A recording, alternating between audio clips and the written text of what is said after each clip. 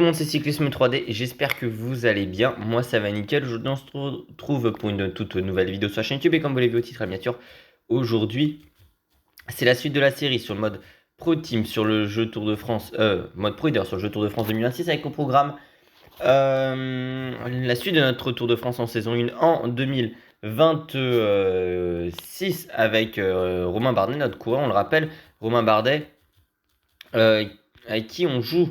En tout cas, sur les premiers jours, le classement de la montagne. Pourquoi je dis qu'on joue sur les premiers jours? Parce qu'on avait l'objectif tout simplement de passer en tête des difficultés de deuxième catégorie. On en avait 4 à passer en tête pour être à 7 difficultés de deuxième catégorie passer en tête, ce qui était notre objectif qui était l'objectif maximal dans cette catégorie d'ascension.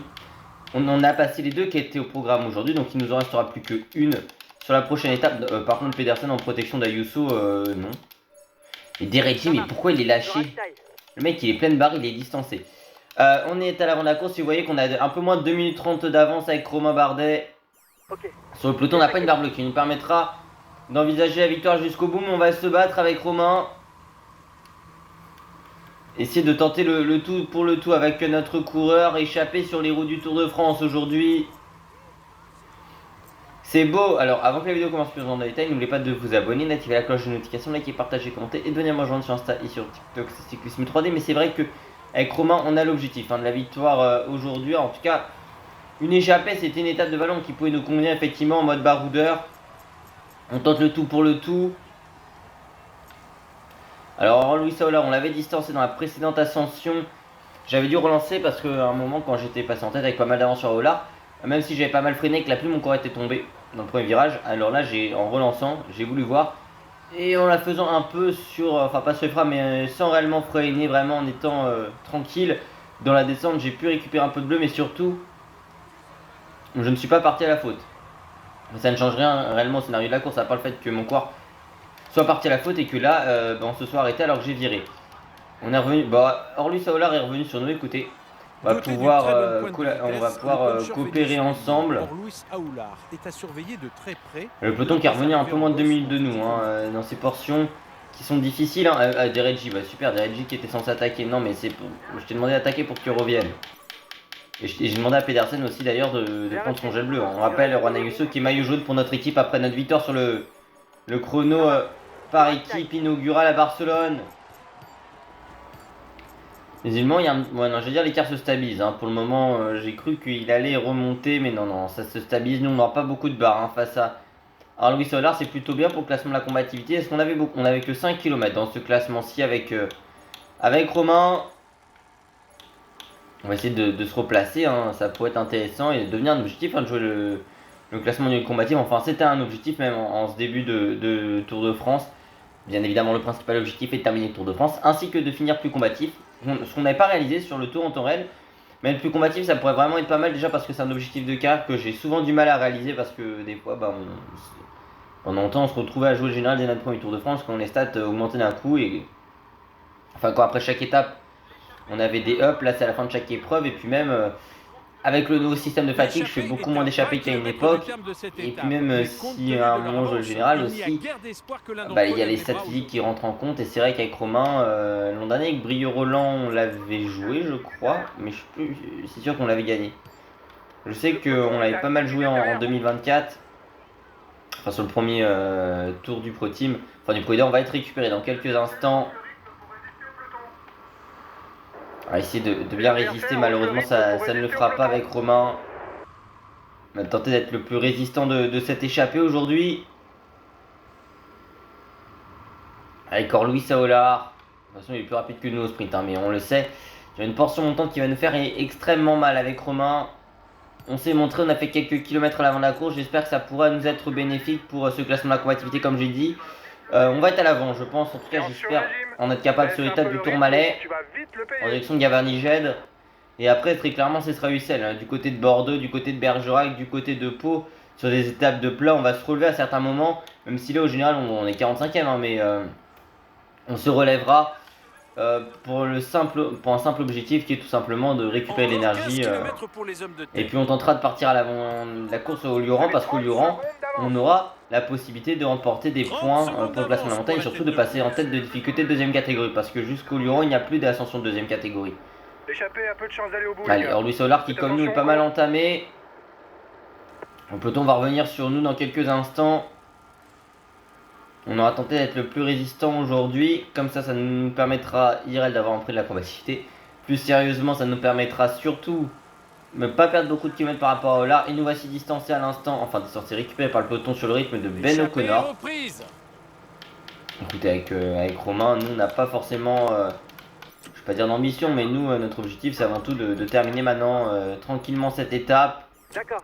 Si ça roule trop vite. Éventuellement, Matthias Vacek pourrait se mettre à rouler, Mathias, parce qu'on a Mats Pedersen qui est l'un des hommes les plus rapides de ce peloton. En tout cas, parmi ceux qui ont réussi à passer cette ascension du col de Montségur. D'accord, il y a une chute visiblement. Chute collective. Ça risque de provoquer des cassures. Oui, Jonathan Milan derrière, parce que c'est vrai que Milan, les délais pour Jonathan Milan, ça devrait passer, hein, mais on va demander à Jonathan Milan qui a encore pas mal de barres s'il peut terminer à bloc quand même. Enfin, terminer assez fort parce que je suis un peu envie non plus qu'il soit si loin que ça des hors délai. Alors, il a 10 minutes, ça devrait passer, mais bon, je préfère toujours voir comme cela avec Jonathan. On rappelle qu'on va jouer la victoire hein, aujourd'hui avec Mats Pedersen pour notre formation qui s'y était imposé à fois IRL. Un échappé avec un énorme travail de Quinn Simmons et de Matthias Vacek pour contrôler notamment Vauclin ou encore Marco Frigo.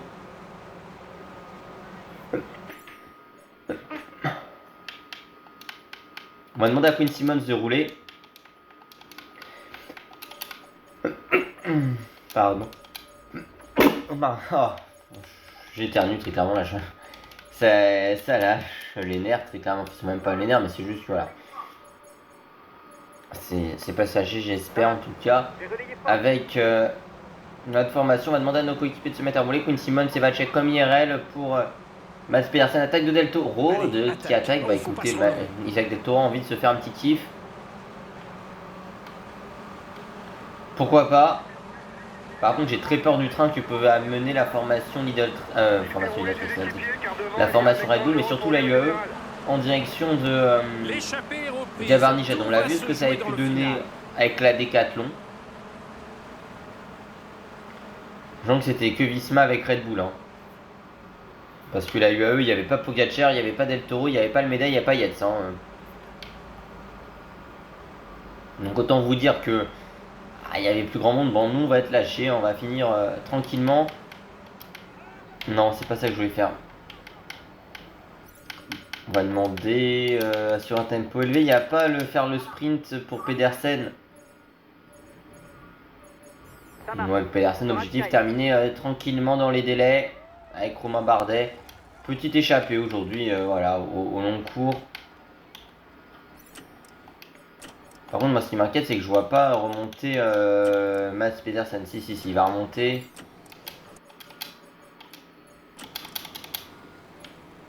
C'est surtout qu'il y a quand même le sprint à faire. Hein, et que mon équipe a strictement pas envie de le faire, visiblement. Ah ouais, non, ils avaient vraiment pas envie de faire le sprint. Victoire de Corbin Strong devant Alaphilippe et Dorian Godon. Alors ça, j'avais pas vu venir ce classement-là. Même pas de Pedersen dans le top 10. Mais je comprends pas comment ça se fait que ce jeu soit toujours aussi buggé sur ce point-là. Ça fait depuis le début du Pro Leader en 2018 que tes coureurs ne font pas le sprint quand tu leur demandes. Là, j'ai demandé à Pedersen de faire le sprint. Il se relève, mais c'est totalement con. Et c'est Matteo et pas Jonathan Milan qui est très long aujourd'hui. Mais ça, je comprends pas que Pedersen ne fasse pas le sprint. Normalement, Pedersen est censé être le plus rapide de ce groupe. Et au final, c'est Corbin Strong qui bat Alaphilippe au sprint. Il finit derrière Pogacar, Mats Pedersen. C'est incompréhensible. Alors j'espère que Milan ça ira mieux demain. Normalement. De toute façon, on va juste se relever. Hein. On va pas s'embêter.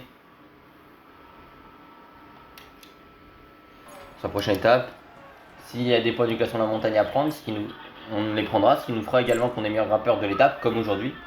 J'ai fait quelques points ici. Le maillot jaune toujours pour Ayuso, le maillot vert pour Alaphilippe, le maillot blanc pour rouge pour Romain Bardet et le maillot blanc pour Juan Ayuso, toujours pour notre formation. Même si Ayuso rappelle qu'il a perdu du temps la veille.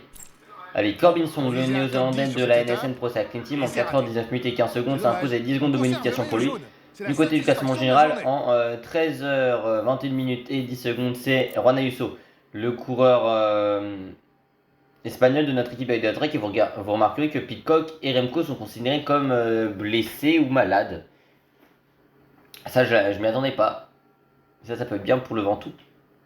Romain Bardet avec 24 points dans le corps français, notre équipe de Trek est en tête du classement de meilleur grimpeur. Du côté du classement par points, 50 points pour Julien Philippe, le corps français de la formation Tudor. Du côté du classement des jeunes, c'est Juan Ayuso, l'espagnol de notre équipe avec de Trek, en 13h21 minutes et 10 secondes. Et puis du côté du classement par équipe, en 39h18 minutes et 6 secondes, c'est l'équipe Emirati, les Team Emirati XRG. Et puis du côté du classement de la combativité, 238 km pour David Godu, le corps français de notre équipe, enfin notre équipe non, mais du côté de la Groupama FDJ United. Il a pas mal de kilomètres d'avance sur nous quand même, David. Du côté du classement 3-5 individuel, plusieurs PPC, 652 PPC pour Remco Evenepoel, le coureur belge de la Red Bull Boransgo. Et puis du côté du classement 3-5 par équipe, plus 20 PPC, 1119 PPC pour l'équipe Emirati, les Team Emirate. Et bien écoutez, nous on va se retrouver tout de suite en direction de Pau. Allez, à tout de suite. Bonjour les gars. Commençons le briefing. Allez, on se retrouve dans le final de cette étape. On n'était pas à l'avant de la course avec Romain Bardet aujourd'hui. J'ai même envie de dire de manière générale avec Romain, ça a été plutôt tranquille. Hein. Après, on a amené notre petit rythme dans le peloton. Enfin, même petit rythme, on a juste roulé. On fini 13ème au sprint intermédiaire. On a juste suivi le mouvement, ce que Milan n'a pas fait. Même si je lui ai demandé d'attaquer, il a attaqué après le sprint. Hein. Mais c'est la logique de ce jeu. L'échappée n'a toujours pas été reprise, mais ça va être le cas dans quelques instants. Nous, avec Romain, on va finir tranquille. On n'a pas tant de barre bleue que ça. On va se relever dans les 10 derniers kilomètres. Voilà, écoutez. C'est pas forcément l'étape qui nous convient le plus, j'ai envie de vous dire. Nous on est avant tout là avec un objectif de récup pour l'étape du lendemain. Par contre il y en a un qui souffre énormément, c'est Jonathan Milan. Il n'a pas une énorme barre bleue, Joe. Ça c'est plutôt problématique en ce qui le concerne, que Jonathan Milan n'ait pas une énorme barre bleue. Ah, il y a Mats Pedersen hein, mais nous en ce qui nous concerne, comme j'ai dit, on va se relever hein. Par contre, Jonathan Milan se positionner pour le sprint, alors nous, non. Hein, Mais les autres, ça va être leur objectif, c'est clairement se positionner pour le sprint. Allez, on va se relever avec Romain Bardet de manière tranquille pour terminer cette étape dans les meilleures dispositions. Jonathan Milan qui aura pas tant de barre bleue que ça, j'ai l'impression, pour le final de cette étape. Allez, se positionner pour le sprint, ce serait bien pour Joe.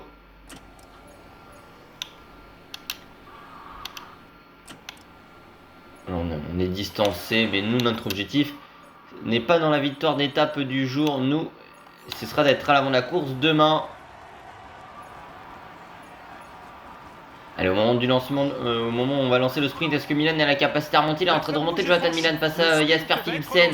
Milan ou Philipsen, qu'est-ce qui va être le seigneur à Pau aujourd'hui? Peut-être non, il est en train de baisser en termes d'intensité sur le final, Jonathan Milan. Il a fini peut-être 6ème de l'étape. Victoire de Lavkoy comme IRL, ce qu'on n'avait pas fait en Pro Team, même si on s'était fait gêner un peu. Milan 6ème, c'est bien ça. Parti peut-être légèrement trop tôt, parce qu'on l'a vu caler dans les derniers hectomètres de cette étape, Jonathan Milan. Et nous on va finir tranquillement avec Romain Bardet, on va saluer le public. Avant d'entamer l'école Pyrénéen demain.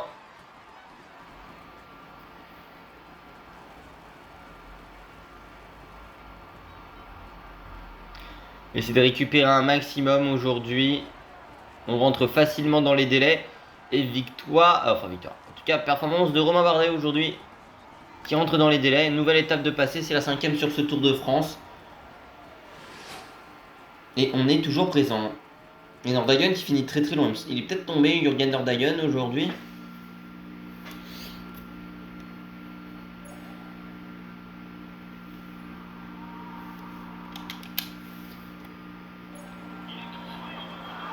Victoire de Coy, le jaune pour Ayuso, le maillot vert pour Lavkoy, le maillot blanc pour rouge pour Romain Bardet, le maillot blanc pour Juan Ayuso. 2 équipes et 3 coureurs se réserve le podium protocolaire Le aujourd'hui. résultat n'est clairement pas à l'auteur de mes espérances. Victoire de Lafcoy, le néerlandais de la formation des 4 CMA-CGM en 3h29 minutes et 4 secondes avec 10 secondes de bonification pour lui. C'est la satisfaction Du de la côté journée. classement général, en 16h50 minutes et 14 secondes, c'est toujours Juan Ayuso, le coureur espagnol de notre équipe de l'Aide Trek. Du côté du classement du meilleur grimpeur, 24 points pour Romain Bardet, le coureur français de notre équipe de l'Aide Trek. Du côté du classement par points, 80 points pour Lafcoy, le néerlandais de la formation des 4 CMA-CGM en tête du classement des jeunes. En 16h50 minutes et 14 secondes, c'est Juan Ayuso, le coureur espagnol de notre équipe de l'Aide Trek. Et puis du côté du classement par équipe, c'est l'équipe émiratite de l'EE Team Emirate en 49h45 minutes et 18 secondes. Et puis du côté du classement de la combativité, 238 km pour David Gaudu, le coureur français de la Groupama UDG United. Du côté du classement pour la cycling individuel, plusieurs PPC, 652 PPC pour notre pour Remco Evenepoel, pardon, le coureur belge de la Red Bull Bora Hansgrohe. Et puis du côté du classement Pro Cycling par équipe, plus 0 PPC, 1119 PPC pour l'équipe émiratite de la UE Team Emirate. Et nous on va se retrouver tout de suite dans le final de cette étape entre Pau et Gavarnie-Jette qui s'annonce Commençons le briefing de cette comme l'une des étapes reines de ce Tour de France, tout le monde. qu'il ne faudra absolument pas louper, bien évidemment. Et ça va être dur au classement général. Allez, à tout de suite en espérant avoir une bonne forme, mais on a conservé le maillot de la montagne. Écoutez, 45 km avant la ligne d'arrivée, on laisse le peloton nous récupérer. Hein. On n'a pas pris de points sur la première difficulté de 3ème catégorie. Sur la deuxième difficulté de 3ème catégorie, on en a pris seulement 1. Au sprint intermédiaire, on a dû faire 6 ou 7. Par contre, on est passé en tête au sommet de la Spin. Ce qui veut dire qu'on prend un +1 montagne, et même moyenne montagne, hein, sur ce Tour de France. Donc le +1 montagne, ça nous ferait qu'on est à 71 et puis 72 montagnes et moyenne montagne, sachant qu'on a des étapes de moyenne montagne à terminer sur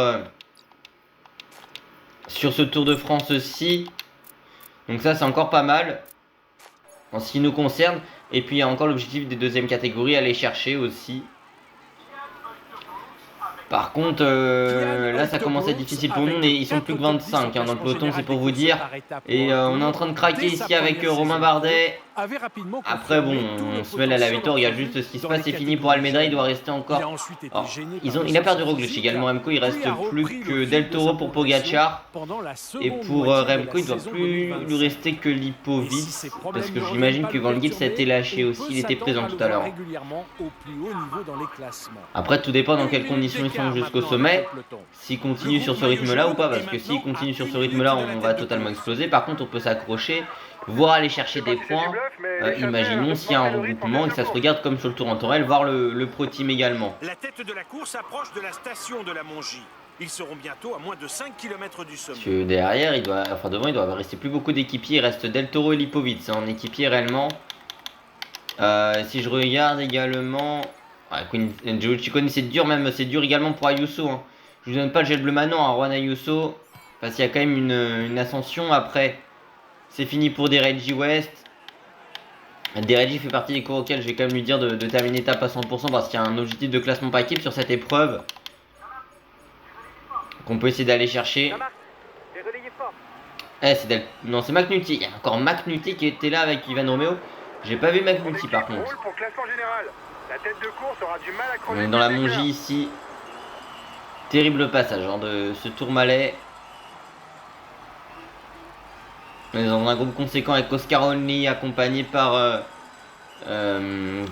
Carlos Rodriguez. Pardon. Dunbar a été récupéré. Kevin Vauquelin également qui accompagne son leader pour cette formation Net Company Neo. C'est un moment difficile pour lui. Regardez, ça se regarde pour le peloton. C'est parfaitement ce que l'on imaginait. C'est un groupe des favoris qui sans réel équipier se retrouve tout simplement à se regarder. On va demander à Giulio Ciccone de rouler à 100 jusqu'au sommet, même jusqu'à l'arrivée pour le classement par équipe. Et du coup, Only qui était en difficulté va pouvoir revenir. C'est distancé pour Paio Bilbao, ils sont plus que 10 dans le groupe des favoris. Et si dans le groupe de tête il peut y en avoir quelques-uns qui craquent, nous ça nous avantagerait. Parce que comme ça on pourrait récupérer potentiellement des points et se mettre encore un peu plus à l'abri avant le...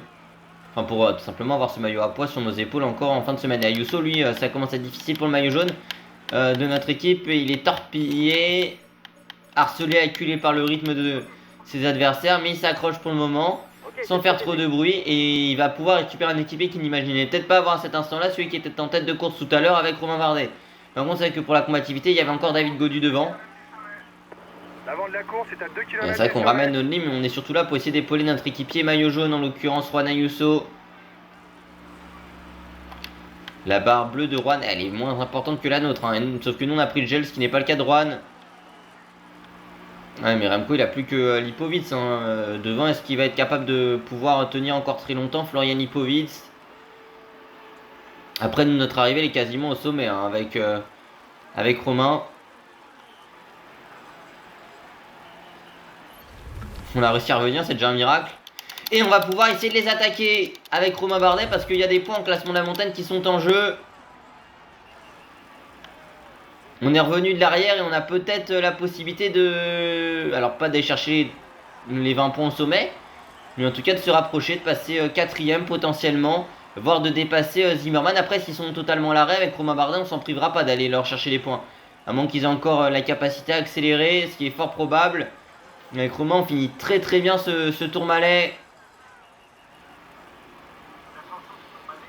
Non, on pouvait pas revenir. Par contre, avec Romain Bardet, on va quand même aller chercher une 3ème place au sommet, ce qui nous donnera 12 points au classement de la montagne supplémentaire. Alors qu'on pensait ne pas prendre de points du tout.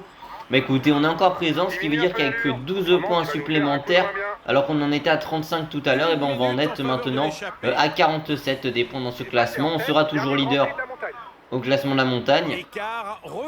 Et on sera assuré de l'avoir au moins jusqu'à la journée de repos. Voire peut-être même jusqu'au Lioran.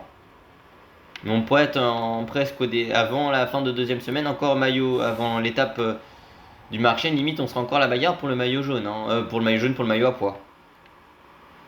Si tout se profile bien pour Romain Bardet, qui défend ardemment ce classement, notre coureur. Pour son premier Tour de France, maillot à pois en début d'épreuve, il y a cette bagarre pour le classement de la combativité aussi que l'on espère voir tourner à notre avantage.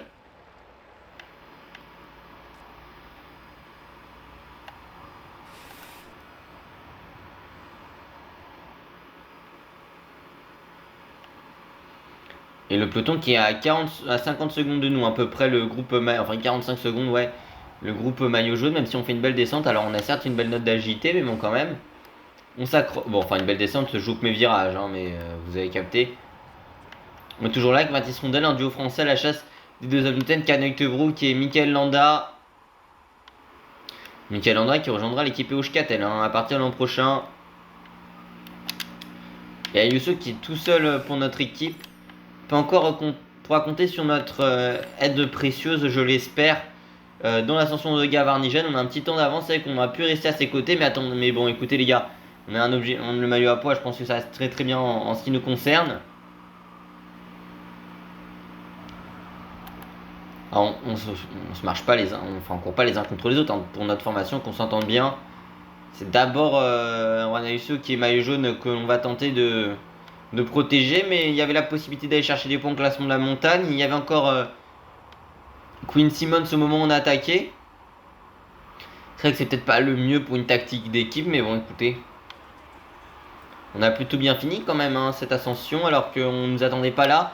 Heureusement qu'il y avait l'échappée et qu'on avait 3 minutes d'avance sur le groupe maillot jaune, mais bon quand même, c'est vraiment bien ce qu'on a pu réaliser aujourd'hui avec Romain. On a réussi à revenir de l'arrière avec Oscar Only, certes avait un temps d'avance, mais on a monté à notre rythme toute cette ascension, ce qui n'a peut-être pas été le cas de tout le monde.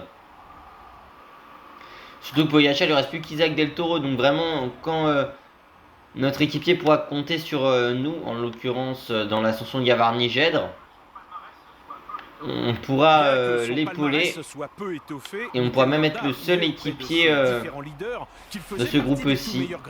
Alors est-ce que Juan Ayuso il récupère? Il récupère pas mal Juan. Il lui reste encore le gel bleu pour la fin d'ascension, enfin pour la prochaine ascension. Voilà. On passe plutôt bien ces pentes avec Romain Bardet. On a une cinquantaine de secondes de retard par rapport au groupe de test. C'est vrai que je parlais d'une bonne descente tout à l'heure, mais on a quand même perdu plus de 30 secondes dedans. La tête de la course est en bas de la descente du Tourmalet. La montée finale vers Gavarnie-Gèdre débutera à la sortie de Lucin-Sauveur. On rappelle l'ascension de plus de 18 km. Un peu moins d'une minute d'avance pour nous par rapport au groupe maillot jaune, ce qui est plutôt bien. On est limite en position pour gagner l'étape du Tour de France, hein, au vu du rythme de cette étape, sauf qu'on n'a pas de gel bleu, on le rappelle. Et on n'a plus de turbogel. C'est parti pour Gavarnie Jed, 18 km 600 à 3,7% de ponte moyenne. J'ai l'impression qu'ils l'ont fait passer de première à la deuxième catégorie maintenant après la mise à jour sur le jeu. Donc il y aura 5, 3, 2 et 1 point à prendre au sommet pour les 4 premiers à l'arrivée. Juan, ça se passe plutôt bien en ce qui le concerne. Après c'est vrai qu'on crame de l'énergie alors qu'on a notre équipier derrière. Et on a la possibilité de gagner une victoire sur le Tour de France. On s'en privera pas, hein. Une première victoire en carrière avec Romain, si c'était sur le Tour de France, ça serait quand même sacrément beau. Retour de Zimmerman, hein, également avec Max Poul juste derrière. Bah là c'est vrai que je sais pas comment réagir. Est-ce qu'on accompagne seulement ce groupe là ou on attend Juan Ayuso? Théoriquement il y a quand même le classement général derrière pour notre équipe. Mais on est en très très grande condition. On est à la bagarre pour une victoire d'étape sur ce tour, ce qui n'est pas rien. Ce qui serait la première en individuel pour notre équipe aujourd'hui, donc forcément ça compte. On n'est qu'à peine 30 secondes des hommes de tête, le peloton 1 minute derrière. Après on pourra toujours épauler notre coéquipier, hein. Là il n'y a pas de souci. Mais c'est juste que Juan Ayuso, je me pose la question de comment on peut agir pour essayer de l'épauler. Bon après 1 minute derrière le peloton, il y a quand même Ciccone et Quinn Simmons, hein, pour essayer de revenir.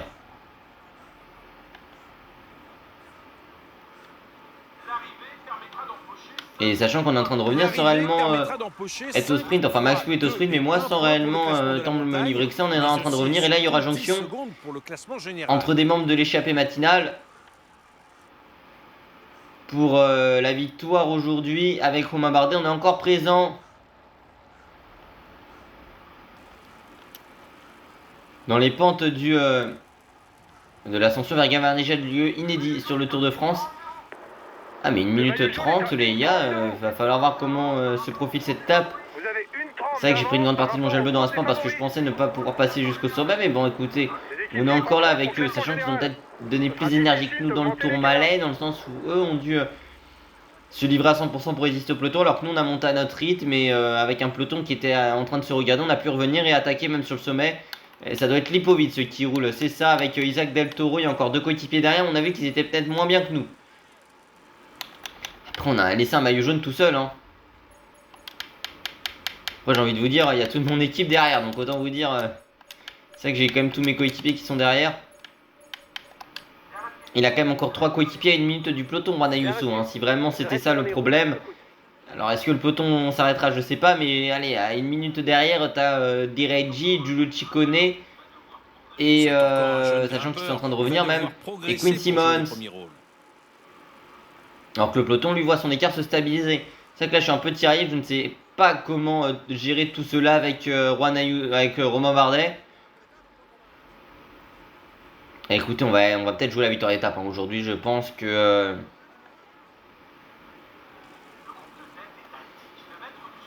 ça commence quand même à être difficile aussi pour nous. Il reste 10 km. Ils sont peut-être, on sait qu'ils sont meilleurs que nous intrinsèquement. On est en état de grâce aujourd'hui avec le plus 3 qui peut nous accompagner jusqu'au sommet. Pour une victoire en poids en plus aujourd'hui. Et on fera encore plus le break dans ce classement-ci parce qu'on pourrait compter, allez quoi, 52 points.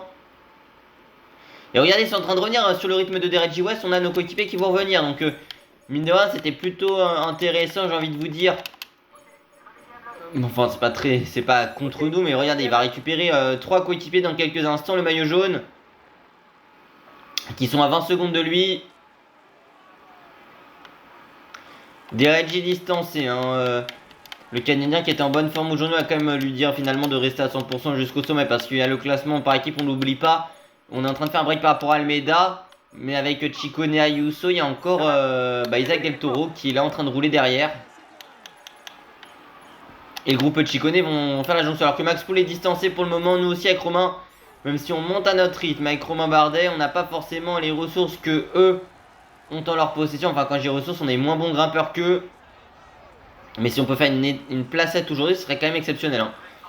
Avec Romain Bardet, on va essayer de s'accrocher. Regardez, on est en train de remonter. 7 km et on notera au passage l'ambition des favoris pour la victoire. Ah mais on fait vraiment une belle ascension avec Romain, hein. Derrière, j'ai hâte de voir ce que ça peut donner. En tout cas, oui, Ciccone de retour, hein. Ciccone de retour pour notre équipe. Et il y aura également aussi Quinn Simmons sur qui il pourra compter. Mais ça se regarde du côté des favoris. Attaque de Paul Sexas finalement au moment où je disais que ça se regarde. Et nous on va attaquer avec Romain Bardet par rapport à Zimmerman, par rapport à Mathis Rondel et par rapport à Michael Landa. Et pour essayer de revenir par rapport à Ken Uijtdebroek. En tout cas on a fait un petit break par rapport à eux. Est-ce que Romain a la capacité à revenir devant? Par contre ils ont laissé un peu d'avance dans le groupe des favoris par rapport à Paul Sexas, qui est peut-être la principale menace pour ce groupe de tête. Sur cette longue portion montante mais à pente douce en direction de Gavarnie-Gèdre. Avec Romain on s'accroche toujours avec le coureur français. On est qu'à quelques mètres, hein, une quinzaine de secondes nous sépare de Ken Uijtdebroek, mais c'est difficile pour nous, même si on récupère quelques secondes. Attention, est-ce qu'on peut potentiellement revenir? En tout cas c'est que ça c'est revenu à 58 secondes. Mais ouais, attaque de Pogacar derrière. Et Ayuso, non, protégé, non pas du tout. On va lui demander de rester dans les roues, mais surtout de prendre son gel maintenant à Rouen. Et nous on revient avec Uijtdebroek, enfin sur Uijtdebroek dans quelques instants. Si on lui fait peut-être l'intérieur ici, on pourra revenir. Voilà. Jonction pour Romain Bardet face à Ken Uijtdebroek. Alors là, on ne s'y attendait pas, mais Romain Bardet est peut-être en train de jouer une victoire d'étape sur le Tour de France pour sa première en carrière. Il y avait 2 mètres encore à boucler.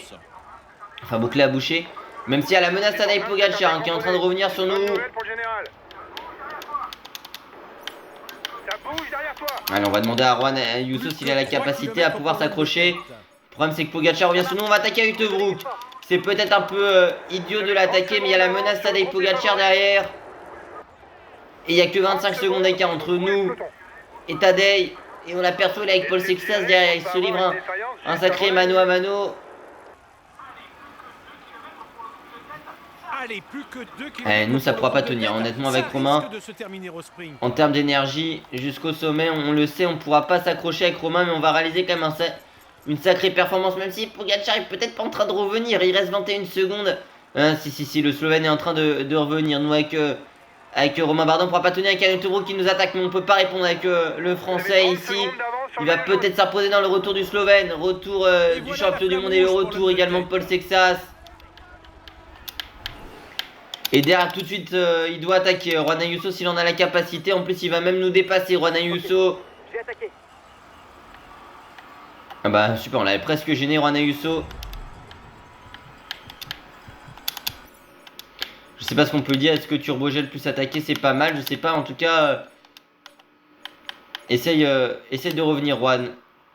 Mais il a pas l'énergie pour Juan Ayuso, il va caler un petit peu. Et Uijtdebroek sera allé jusqu'au bout, Ken Uijtdebroek, Pogacar n'aura pas pu revenir, c'est peut-être bête ce qu'on a fait d'attaquer Uijtdebroek dans le final, qui aura réussi à s'accrocher face à Sexas.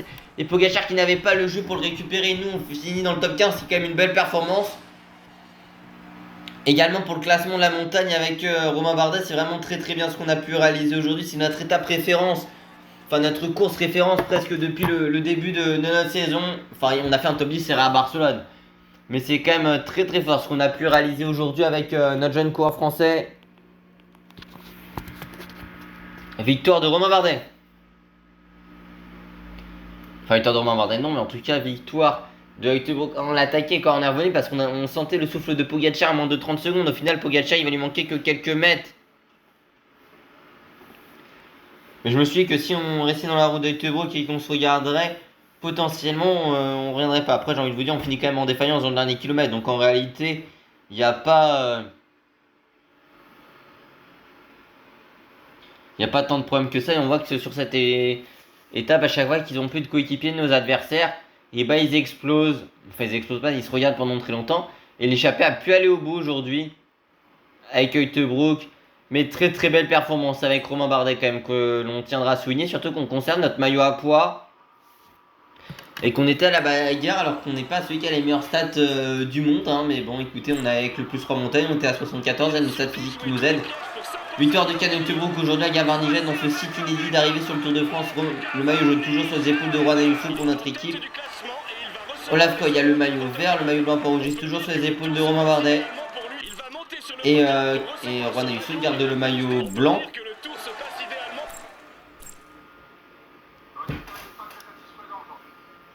Le résultat n'est pas très satisfaisant. Et victoire de Ken Uijtdebroek, le coureur belge la Movistar en 4 ans, 36 minutes et 48 secondes avec 10 secondes de bonification pour lui du côté du classement général. En 21 h 27 minutes et 14 secondes, c'est Juan Ayuso, le coureur espagnol de notre équipe de la Ligue de Trek, qui est en tête de ce classement. En tête du classement meilleur grimpeur, 47 points pour Romain Bardet, le coureur français, notre équipe de là. Lead Trek, on a quand même un petit matelas d'avance. Du côté du classement par points, 80 points pour Olaf Koy. Pour la Décathlon CMA-CGM, le néerlandais. Du côté du classement des jeunes, en 21 ans, 27 minutes et 14 secondes, c'est Juan Ayuso pour le coureur espagnol de notre équipe de Lead Trek. Du côté du classement par équipement, 63h39 minutes et 28 secondes, c'est notre équipe allemande de Lead Trek. Et puis du côté du classement de la combativité, 378 km pour David Gaudu, le coureur français de la Groupama des Juniors Latines. Et on s'en rapproche avec Romain Bardet. Du côté du classement pro cycling individuel, plus 30 ppc, 682 ppc pour Remco Evenepoel, le belge de la Red Bull Brands. Du côté du classement pro cycling par équipe, plus 40 ppc, 1159 ppc pour l'équipe émiratie de l'EIE, Team Émiratique XRG. Et puis j'espère que cette vidéo vous a plu. Si c'est le cas, n'oubliez pas de vous abonner, d'activer la cloche de notification, liker, partager, commenter et de venir me rejoindre sur Insta et sur TikTok. C'est Cyclisme 3D. Je pense que l'étape du 8, on tentera de partir à l'avant très clairement avec Romain Bardet, possible se jouer la victoire d'étape. Et après il y aura le Lioran, qui sera une étape encore très difficile, le Lioran. Les équipes intéressées par la victoire d'étape avec beaucoup de points pour le classement de la montagne, le Lioran, très exactement, il y en aura 26 à les récupérer. Et sachant qu'on pourrait éventuellement être assuré de conserver ce maillot jusqu'au Lioran, au minimum, c'est ce qu'on a. Et après, si on peut récupérer des points UCL, on s'en privera pas. Et après, ce sera Belfort, peut-être l'échapper à Belfort, en tout cas l'échapper au Lioran sûr. À Belfort, faudra voir, et après, marcher une pas toute solution, on verra ce que l'on fait avec Romain Bardet. En tout cas, j'espère que cette vidéo vous a plu. Si c'est le cas, n'oubliez pas de vous abonner, d'activer la cloche de notification, liker, partager, commenter, de venir me rejoindre sur Insta et sur TikTok. C'est Cyclisme 3D pour tout bien. À la prochaine. Ciao, ciao.